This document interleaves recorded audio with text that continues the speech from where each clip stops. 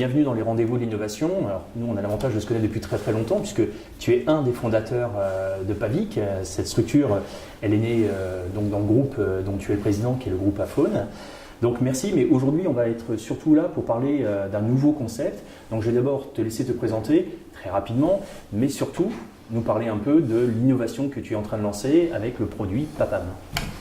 Merci de ton accueil. Je suis très heureux d'être là aussi.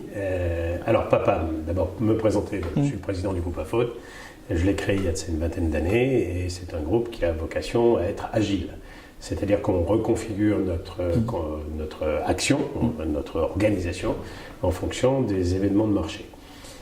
Aujourd'hui, notre ADN s'oriente vers les moyens de paiement, vers l'acquisition des flux financiers.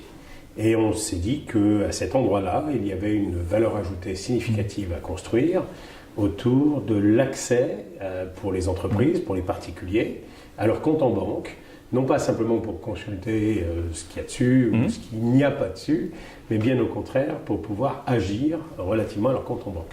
Donc en fait, une banque, c'est quelque chose qui est fait là, qui est construit pour garder ton argent, qui a petit à petit mis des couches de services de plus en plus importantes, mais qui a un énorme inconvénient, c'est qu'elle est propriétaire. C'est-à-dire que quand tu as une carte bleue BNP, tu ne peux pas débiter ton compte Société Générale. Et quand tu as une carte Société Générale, de la même façon, tu ne peux pas débiter ton compte BNP. Quand tu as un système d'accès à Internet qui te permet de faire de la consultation de compte, des virements, etc., sur la BNP, celui de la Société Générale est incompatible avec celui de la BNP et travaille de façon complètement différenciée. Donc, fort de cette analyse, on s'est dit qu'il y avait de la place pour un acteur qui viendrait construire une valeur ajoutée dans le management des flux d'argent qui sont toujours conservés par ta banque. Donc, le management des flux d'argent, ça veut dire gérer les flux rentrants et permettre les flux sortants. Et donc, Papam, c'est ça. Papam, c'est une suite de logiciels, un peu comme la suite Office, d'accord, qui traite plusieurs aspects de la bureautique des entreprises. L'idée, c'est qu'avec Papam, on va chercher à traiter plusieurs aspects des flux financiers des entreprises et des particuliers, bien évidemment. La cible principale de Papam, c'est quand même les entreprises. C'est l'endroit où il y a le plus de problèmes et le plus de grains à moudre, si je peux dire, pour un nouvel acteur qui arrive dans ce contexte-là. Donc, Aphone est un opérateur de paiement. Donc, on a obtenu, il y a de ça fort longtemps, des agréments qui nous permettent d'acquérir l'argent des clients qui nous font confiance. On gère aujourd'hui un peu plus de 800 millions d'euros de flux, ce qui est quand même un peu significatif. En effet, Ça commence à exister. On regarde les dizaines de milliards qui existent. C'est sûr qu'on est encore un petit acteur, mais on a vocation à grandir. Ce qui compte, c'est les courbes. Et donc, dans cette logique-là, on a décidé de construire de la valeur ajoutée permettant aux entreprises et aux particuliers, mais surtout aux entreprises, de manager de façon plus efficace leurs flux, entrants et sortants, que ce qu'ils font aujourd'hui en direct avec leur banquier. D'accord. Donc le principe, en clair, c'est une couche, une valeur ajoutée, où on ne va pas se focaliser sur le moyen de paiement, mais sur l'ordonnancement du paiement. C'est exactement ça. De dire, aujourd'hui j'ai un tableau de bord de mes flux entrants, de mes flux sortants, et je vais pouvoir sélectionner les priorités, les validations, etc. pour une entreprise. C'est quand même significatif. Oui, c'est une des premières valeurs ajoutées possibles. Il y en a une deuxième qui est très importante également, c'est le fait que dans la chaîne d'information d'une entreprise, le paiement est un moment de rupture. Oui. C'est-à-dire qu'en gros, tu envoies une facture, elle sort de ton ERP, elle est enregistrée dans ta comptabilité, et puis après, tu attends qu'on te règle. Et tu ne sais pas, jusqu'à la période de date d'échéance de ta facture, si ton débiteur va vraiment s'acquitter de sa dette. Oui. D'accord ? Alors, si tu as un peu de chance, il t'envoie une traite. Si tu as un peu moins de chance, elle n'arrive pas. D'accord ? Et tu attends les 30 jours fatidiques ou les 60 jours fatidiques de crédit que tu lui as consenti pour t'apercevoir qu'il conteste la prestation et que donc il ne va pas te payer. Donc, on est dans une configuration où l'idée de Papam, c'est d'assurer cette prolongation digitale dans le paiement des outils habituellement utilisés dans un ERP. Donc, au lieu d'avoir une rupture, on a une continuité. C'est-à-dire que je peux t'envoyer une facture et dans ma facture, il y aura le moyen de paiement embarqué. Qui permettra directement de s'acquitter de sa dette.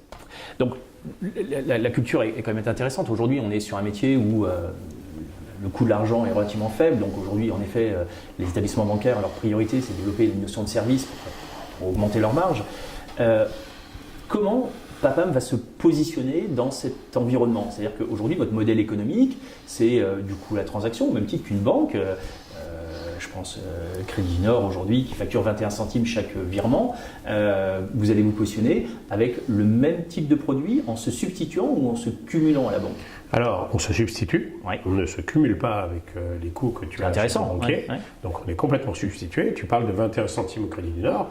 Il y a d'autres banquiers qui facturent beaucoup plus cher leurs prestations de virement, de prélèvement, d'acquisition de flux par l'intermédiaire d'un TPE, etc. etc.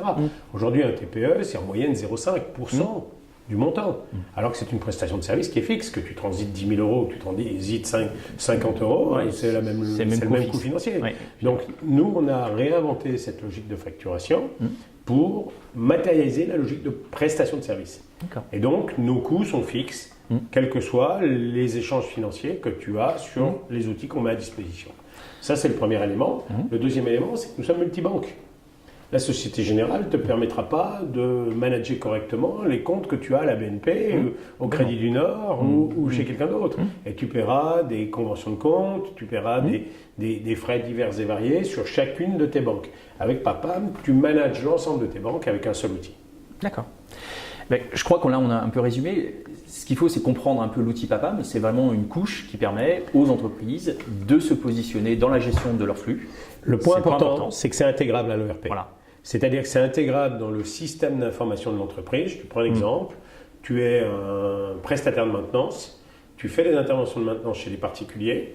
Donc, ton système d'information informe tes intervenants terrain qu'il y a une intervention à faire tel endroit. Et quand tu veux facturer, il y a une rupture.